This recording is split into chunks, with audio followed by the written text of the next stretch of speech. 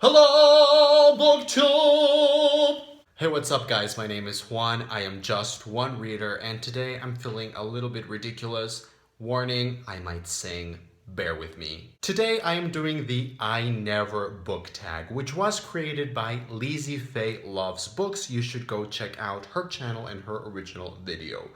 Let's just jump right in. There's 10 questions in this tag. It's really fun.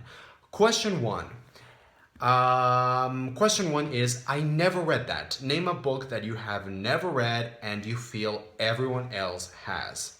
And I am choosing Jane Eyre and Pride and Prejudice and pretty much every book in this category, like Wuthering Heights, anything by Jane Austen. I just have never read this type of literature before. I'm super ashamed never to have read anything in this category.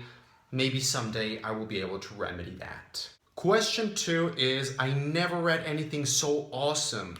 Name your favorite book. This is so difficult that I changed the question, and so I changed it to a memory of reading a book for the very first time that you will always treasure because it was so awesome. And my answer is so clear to me. It has to be the first time I ever read the Priori Incantatem chapter of Harry Potter and the Goblet of Fire. This is right there at the end of this book. It's that scene in the graveyard when Harry is fighting Voldemort, surrounded by the Death Eaters, and it is so much more exciting than it is in the movie, which is pretty good, by the way, but the book version is fantastic, and I will always treasure that memory of reading that chapter for the very first time many years ago when I was very young and being completely blown away like, oh my god, this is amazing. Question 3 is I never thought I would get through it. Name a book that you didn't like, but you powered through anyway. Sabriel, however you want to pronounce it, I don't care. By Garth Nix. This book I just did not find interesting at all. I didn't like it at all. I thought it was so boring. I kind of liked the premise. The premise was very interesting. Okay, I will give you that. But this book was so long for what it was. It was almost 500 freaking pages of nothing. It felt so boring and slow paced. I really had to power through and breathe in and out and relax so that I could get through with it. Question 4 is I am never finishing that. Name a book or a series that you don't plan on finishing. And it pains me to tell you that I don't think I will ever finish A Song of Ice and Fire by George R.R. Martin. I read the first 3 books in the series and I really loved them. The characters, the story, the world building, everything is amazing, but there comes a moment in your life when you just feel like it's too much, and I just feel tired and burnout, and I don't think I will ever continue on, honestly. Question 5 is I will never regret reading that. Name a book that you read solely upon a recommendation that you ended up really liking. Are you ready for this? Fight Club by Chuck Palahniuk. This was heavily recommended by Adrian and Dalton from Stripped Cover Lit.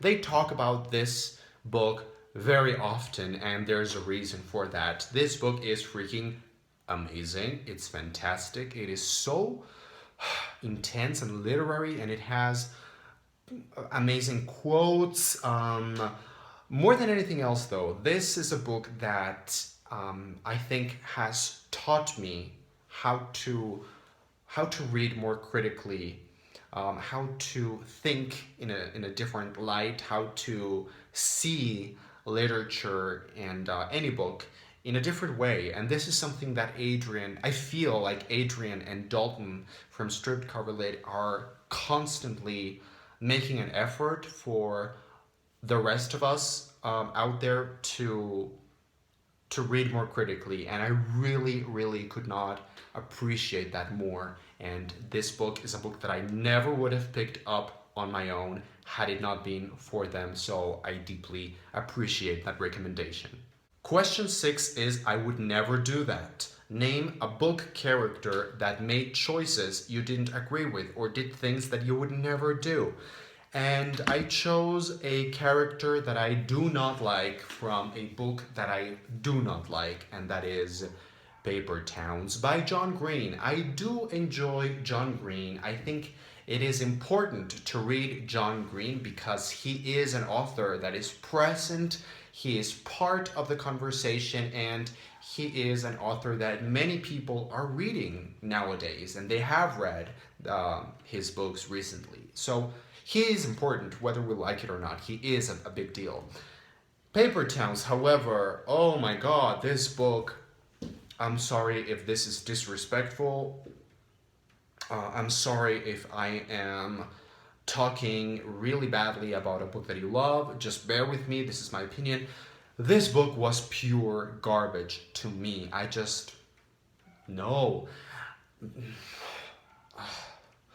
It physically hurts me to talk about this book. I hate it that much. And the characters in here are so stupid. And the main character, Quentin Jacobson, whatever, and his minions are chasing after this despicable, arrogant, horrible, pretentious character by the name of Margot, and everything, all their adventures, their decision-making skills, it's just so stupid and unbelievable, and I would never do what they do. It's just... Question 7 is, I never wanted to admit it. Name a book that you were embarrassed to say that you read or were embarrassed to carry around with you. And I chose this book called Harry Potter, You're the Best.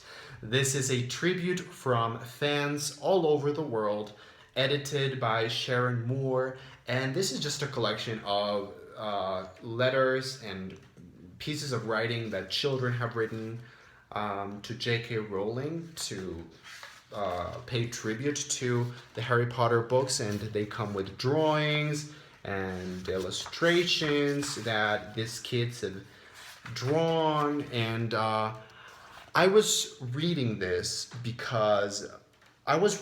last year, actually, because I was making a project with my students about Harry Potter. So it was very important for me to read this type of books to them, to my students. And I was reading this, and every time I carried this around and read it in public, I felt a little bit ashamed. I'll tell you the truth.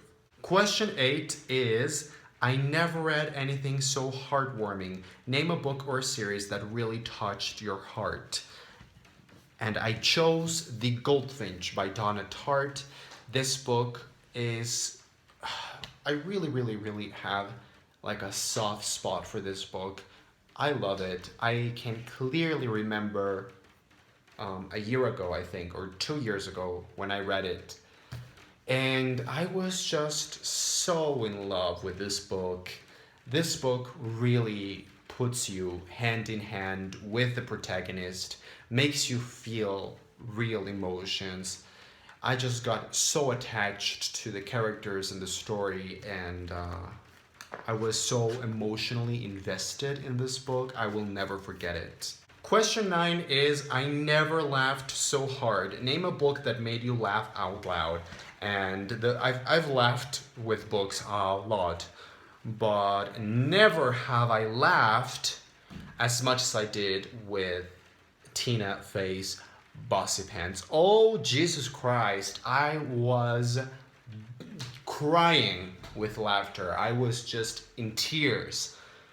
And I actually read this in public most of the times, because I read this back when I was living in New York, and I read it in my commute to work. So I was on the subway or the bus, and I just could not stop myself. I was not strong enough, and it wasn't just like giggling or like no, it was like Get ready, here it comes. And the last question of the tag is number 10. I never could have made it through childhood without it. Name a favorite childhood book or book series. Oh man, there's so many. I will not even bother showing you the books. I will just mention them because there's so many books that I read when I was a child that are so formative and are so important and so much a part of who I am now. So obviously Harry Potter, hello. The Eva Ibbotson books, particularly The Secret of Platform 13, the Artemis Fowl series by Owen Colfer, obviously The Chronicles of Narnia by C.S. Lewis, His Dark Materials by Philip Pullman, the Sally Lockhart Quartet by Philip Pullman. What else? What else? What else? A Series of Unfortunate Events by Lemony Snicket.